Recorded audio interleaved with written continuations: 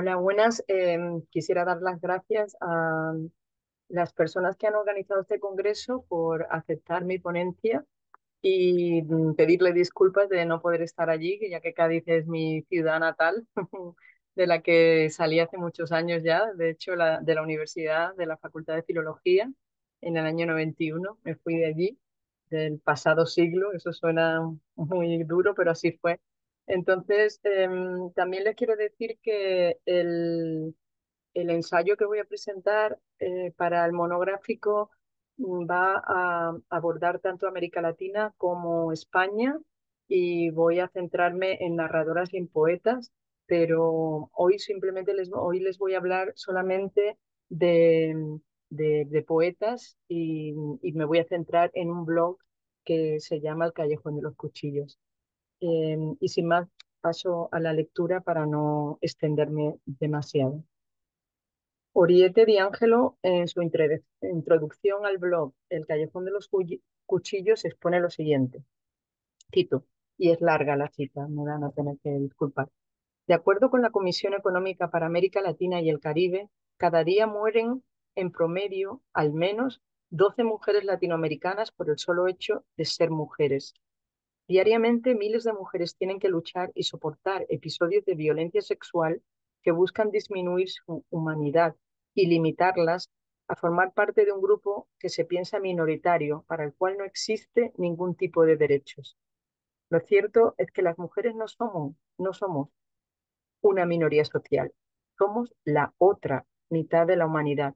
Sin embargo, para la mayoría, las mujeres no tienen derecho a ofenderse cuando son pisoteadas y disminuidas. Las quejas de aquellas mujeres que se sienten continuamente violentadas y discriminadas en todos los entornos no son más que gritos ahogados que no deberían existir. Y allí es cuando la poesía se vuelve un grito. La violencia contra la mujer, fin de cita. La violencia contra la mujer en Latinoamérica es un fenómeno persistente que, a pesar de su alta incidencia de feminicidios, se evade de las conversaciones cotidianas. Las mujeres son víctimas de violencia a manos de individuos en posiciones de poder, así como de sus propios familiares, especialmente en el ámbito doméstico. Estos últimos casos resultan particularmente difíciles de denunciar, ya que ocurren en la esfera privada y en ocasiones son reducidos por la policía a meras disputas familiares. Las mujeres son sometidas a golpes, maltrato o incluso mutilación, mientras la sociedad las ignora, despojándolas de su humanidad. La violencia de género en Latinoamérica y en todo el mundo persiste como una cuestión apremiante y subyacente. Es imperativo denunciar el sistema patriarcal de tendencia neoliberal que perpetúa estos abusos y garantizar que los perpetradores sean llevados ante la justicia, evitando la impunidad. A continuación, se analiza una selección de poemas de la antología titulada El Callejón de los Cuchillos. Disculpen, voy a apagar esto. El Callejón de los Cuchillos, con el propósito de ilustrar cómo las autoras utilizan sus textos para abordar la cuestión del silencio forzado que recae sobre las mujeres y la urgente necesidad de expresar lo que les resulta inaceptable. La violencia de género se intensifica en regiones afectadas por conflictos bélicos, donde, como afirma Falcón, cito, resulta prácticamente invisible. Las denuncias escasean e incluso las consecuencias se ven ignoradas en gran medida. Un ejemplo preocupante es el caso de Colombia, donde, como dice Giraldo, el 100% de las mujeres colombianas han sido víctimas de violencia o maltrato psicológico. El 80% ha sufrido violencia física y el 70% económica, y el 45% acoso sexual.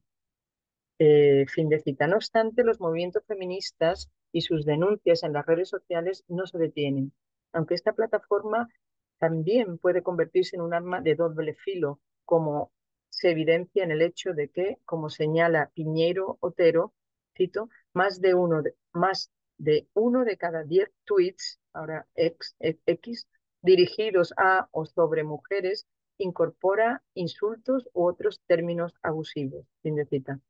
Las redes sociales, el Estado, la policía Los jueces y el sistema en su conjunto no brindan el apoyo necesario a las mujeres en su lucha, permitiendo que los perpetradores de estos crímenes queden impunes. Por consiguiente, es nuestra responsabilidad persistir en la denuncia de la violencia, la impunidad, los abusos, las violaciones y los feminicidios. Las Naciones Unidas definen el abuso en el hogar como, y cito, cualquier acto de violencia de género que resulte en o pueda resultar en daño o sufrimiento físico, sexual o mental a las mujeres. Fin de cita. La Organización Mundial de la Salud estima que una de cada 3 mujeres experimenta violencia doméstica en su vida, un fenómeno que también impacta a los niños criados en hogares marcados por la violencia. Las estadísticas demuestran que en América Latina las mujeres son reacias a denunciar abusos domésticos debido a la falta de respuesta eficaz por parte de la policía. Muchas mujeres carecen de confianza en las fuerzas de seguridad, ya que éstas suelen mostrar simpatía hacia los agresores, lo que a su vez hace que las mujeres soporten el abuso en lugar de denunciarlo a las autoridades. La poeta venezolana Millove Scrini, en su poema titulado Muy poco y muy gris el tiempo que te queda, aborda la cuestión de la impunidad que envuelve a los perpetradores de violencia contra las mujeres de la siguiente manera. Cito, silencio, mujer, dijo, de nada valdrá tu queja en este momento ni en los otros. Fin de cita.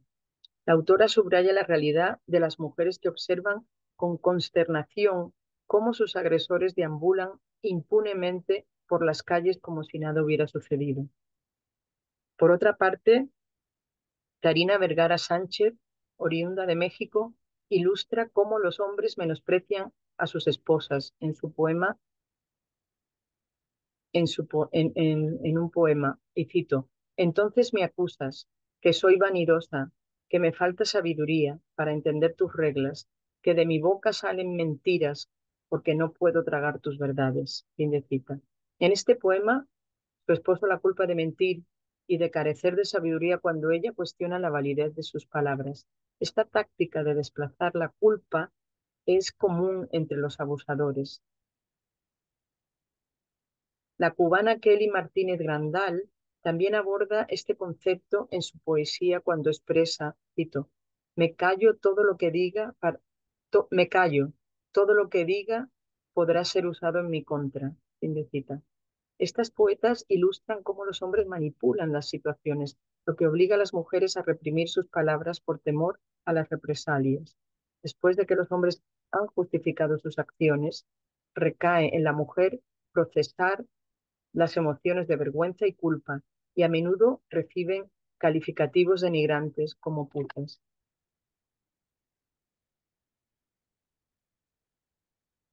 Además, es importante destacar que el silenciamiento más extremo que puede padecer una mujer, además de ser forzada a prostituirse, es el feminicidio. En relación con la prostitución, destaca en este blog el poema La danza de los espíritus, de esta misma poeta cubana, Kelly Martínez Grandal, que me gustaría leer en su poema completo, porque merece la pena.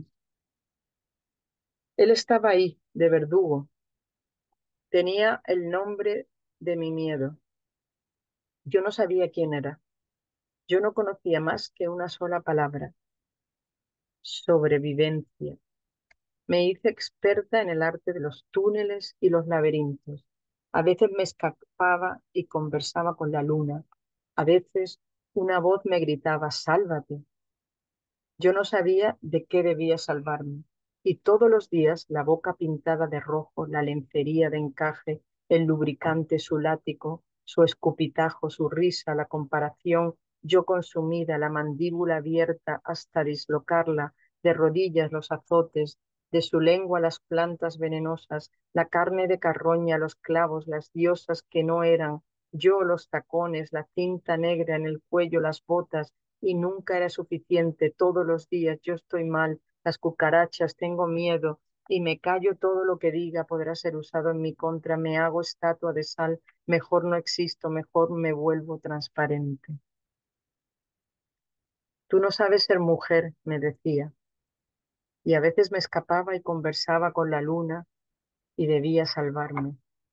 Y todos los días me salvé y volví y miré uno a los ojos de mi verdugo y arrojé sus cenizas. Fin de cita. Todas las mujeres que contribuyeron al blog El Callejón de los Cuchillos comparten sus experiencias de violencia y el impacto que éstas han tenido en sus vidas. Mencionan la lucha, el miedo, la culpa, la resistencia que han experimentado.